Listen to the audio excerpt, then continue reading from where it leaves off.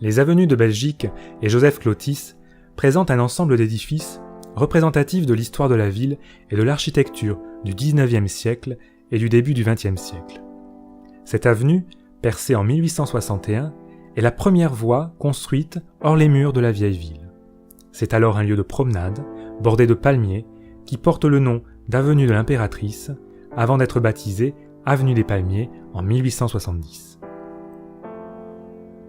Au sud, un petit casino est construit en 1864 pour les touristes d'hiver. Il ne compte alors qu'un seul étage, ce dont témoigne l'emplacement du fronton, et présente un décor de colonnes, de pilastres et de mascarons. Devenu hôtel de ville en 1913, l'édifice est doté d'un niveau supplémentaire en 1965, dans le même style architectural, avant d'être augmenté d'un édifice contemporain dans les années 2000. Une belle façade ordonnancée, avec pilastres et décors végétal, caractérise le pavillon central du Parc-Hôtel, construit en 1866, à l'emplacement des anciens jardins du roi qui fournissaient Versailles en agrumes.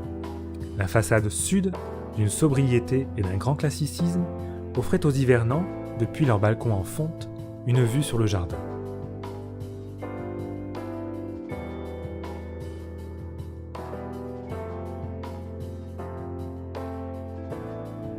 En 1925, une rotonde est construite pour abriter la nouvelle salle de restaurant.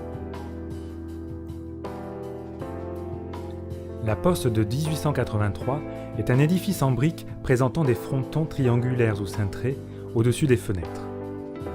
Au début du XXe siècle, les décors de la Galerie des Palmiers mélangent sculpture, céramique et ferronnerie. C'est enfin à partir de 1923 qu'est construite une succursale de la Banque de France dans un style néoclassique. La cour d'honneur donne accès au rez-de-chaussée, réservé à l'accueil du public. À l'étage, la partie privée s'organise autour d'un patio et donne, au sud, sur une grande terrasse et un jardin à la française planté d'essence méditerranéenne.